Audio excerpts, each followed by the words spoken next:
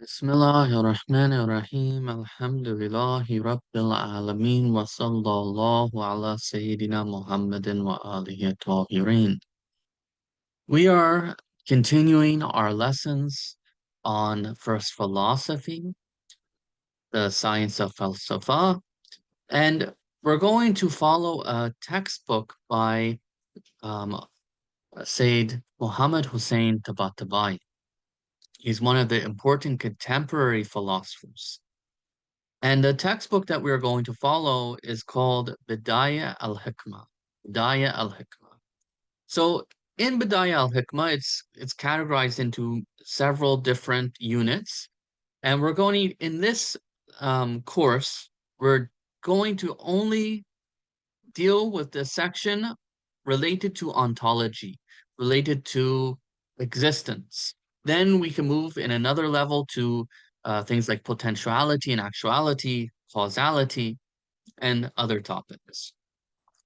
Another note before I begin is that we must be clear that not everything we may find mentioned in philosophy may be accurate. We have to be a bit critical. We have to look for authentic, reliable narrations and Quranic verses that may refine our views.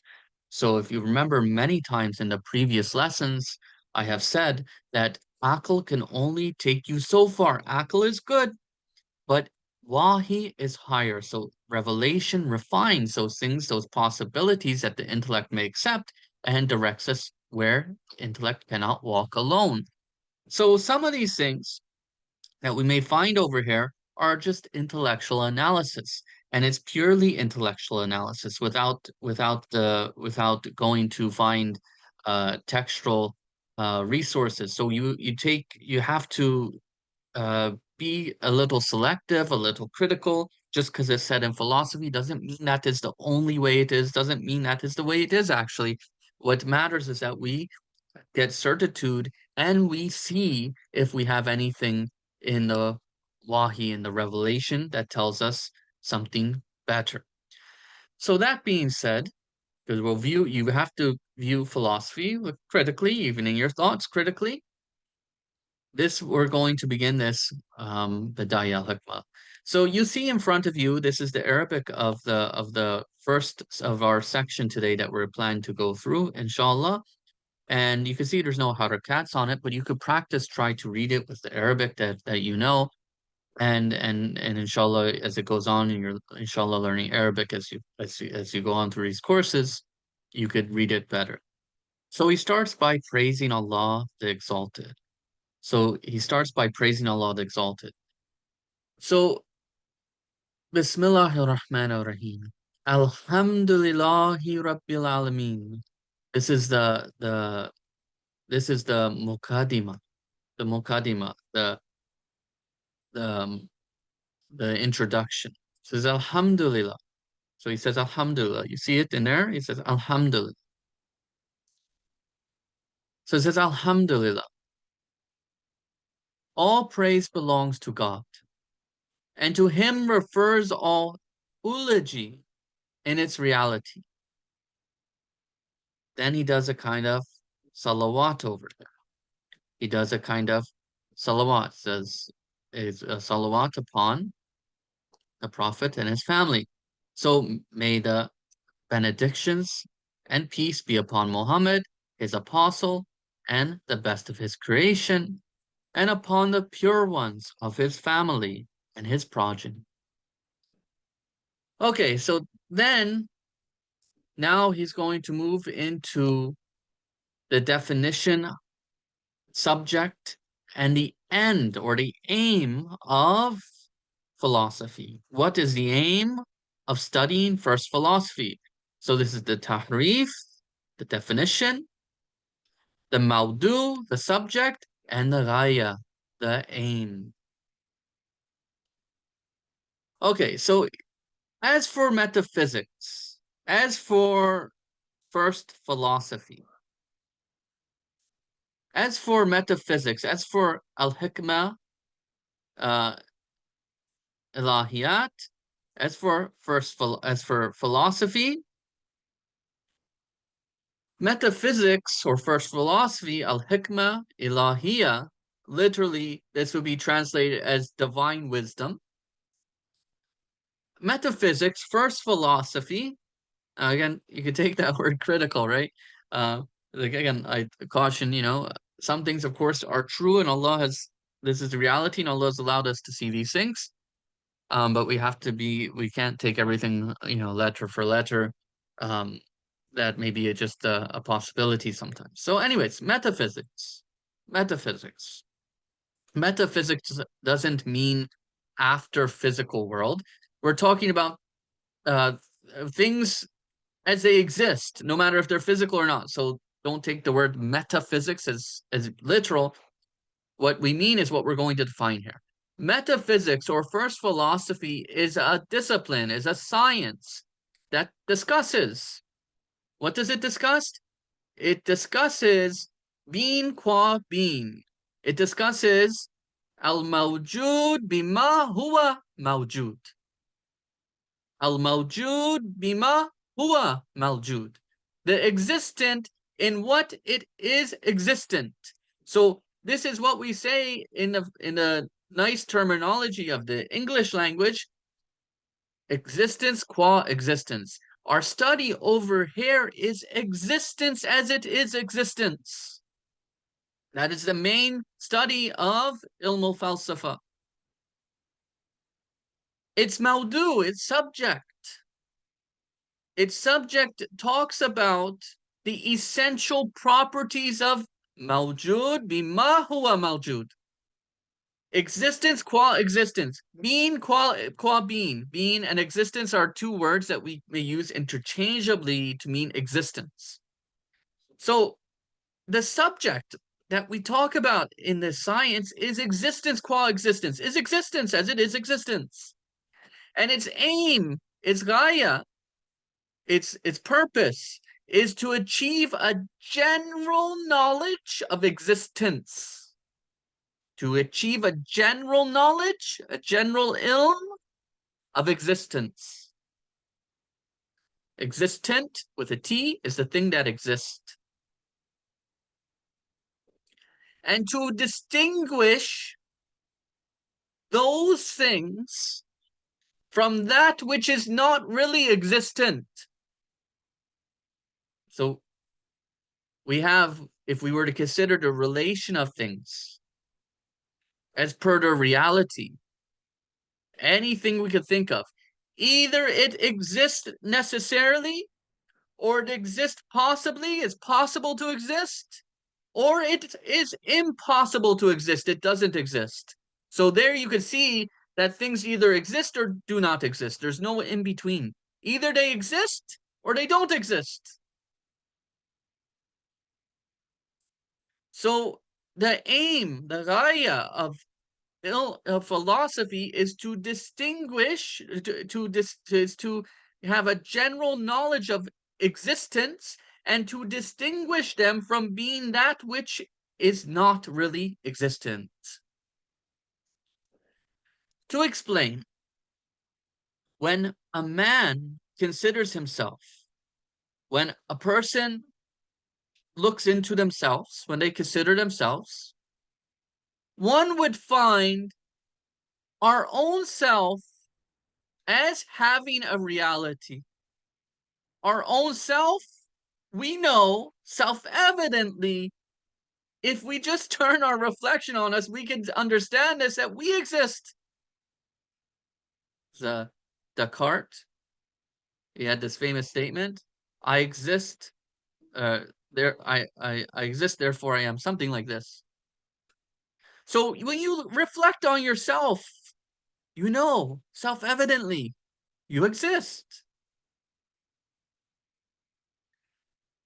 So that person who reflects on themselves will also find that there is a reality beyond oneself that is within the reach of your achievement of knowledge of it. Okay, yourself exists. I know myself exists.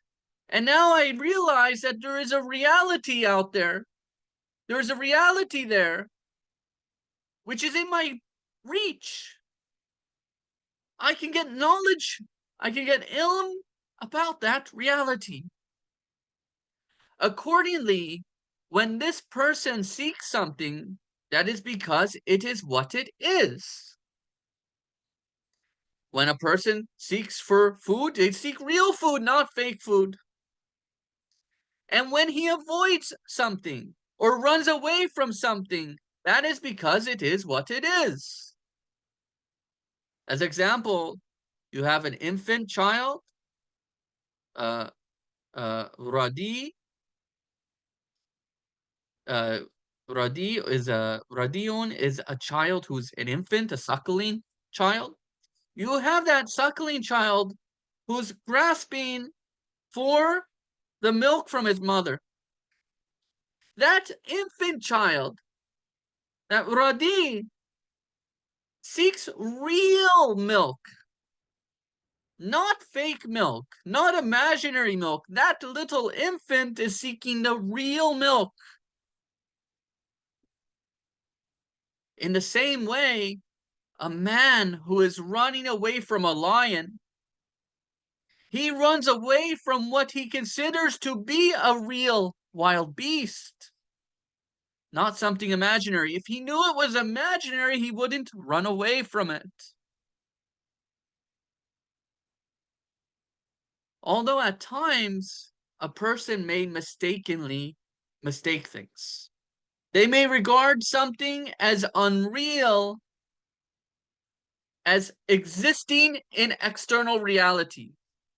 In khariji, in concreto, a person may sometimes make a mistake, may have a misunderstanding, and they may think something which is not real as if it were real. For instance, luck. These people have this phrase, luck. Have this luck idea.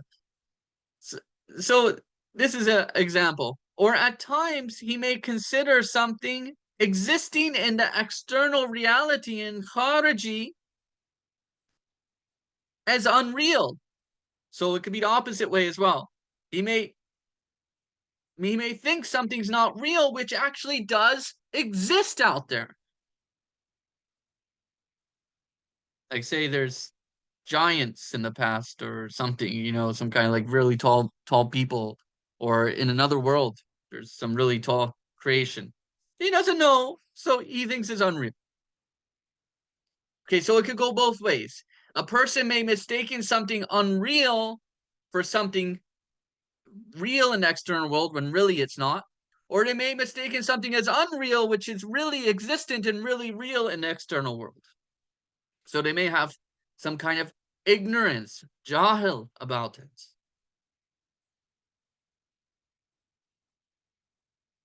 Or at times he may consider something existing in external reality as unreal. For instance, he gives the example of the nafs.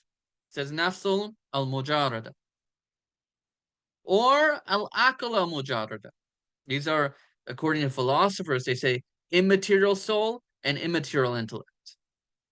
We'll get further along and we'll see. Now here we have theological questions we want to research here. Aql, what's immaterial?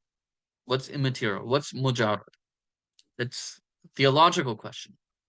And then you go in philosophy. It's a question that could be evaluated.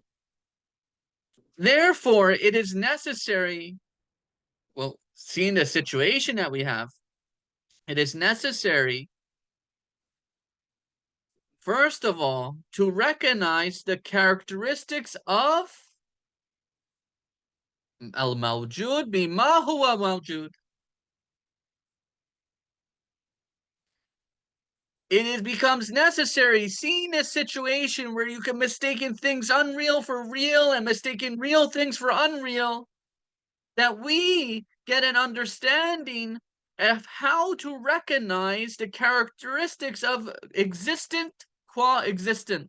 existence qua existence, being qua being, in order to distinguish it from that which it is not. To be able to know existent thing from not existent thing.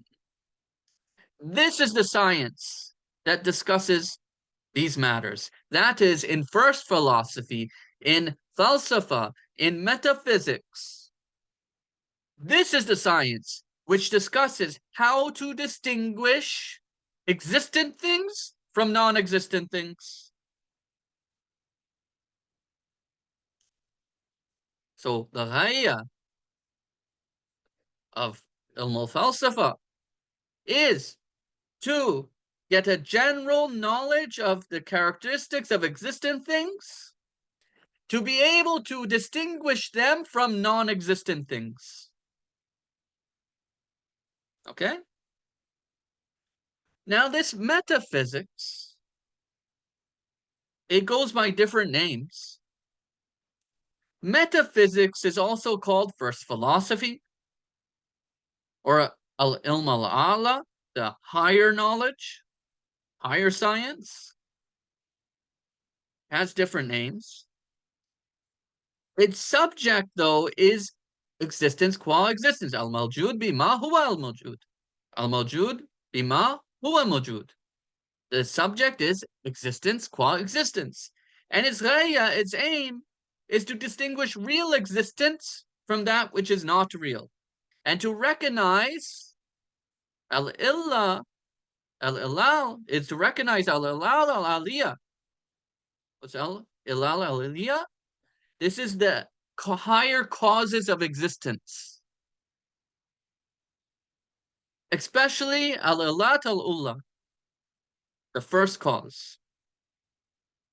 Allah the Exalted has created things in a system, and these things interrelate, and they're created to do this thing, and that thing reacts, and this thing reacts, and this thing. Okay, what is the first cause? The first cause is Allah the Exalted. So this science talks about causes as well. There's a section on causality.